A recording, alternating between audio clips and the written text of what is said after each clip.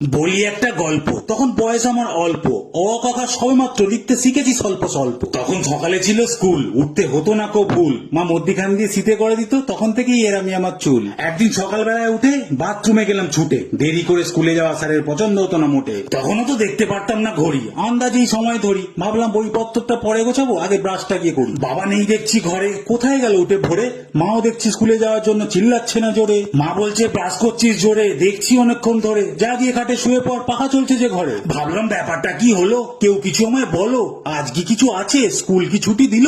মা দেখি হাঁ করে তাকিয়ে, মুখটাকে এরম বাঁকিয়ে, পাগল বলে মাথাটা ধরে দিল আমার ঝাঁকিয়ে। কি হচ্ছে কি যাতা, খারাপ হয়ে যাচ্ছে মাথা। স্কুল ড্রেসটা পরে নিয়ে ব্যাগে ঢুকিয়ে নিলাম খাতা। সময় যেটুকু টেবিলে যেতে মা দিয়ে দেয় তার মধ্যেই খেতে, আজ দেখি খেতে না দিয়ে মা বসে পড়লো চেয়ার পেতে। মেঘ করলো নাকি কালো, এতক্ষণে তো ফুটে যায় আলো, এ তো দেখছি আরো অন্ধকার হয়ে যাচ্ছে, ব্যাপারটা কি হলো। বললাম মা তাড়াতাড়ি দাও খেতে, স্কুলে হবে তো নাকি যেতে।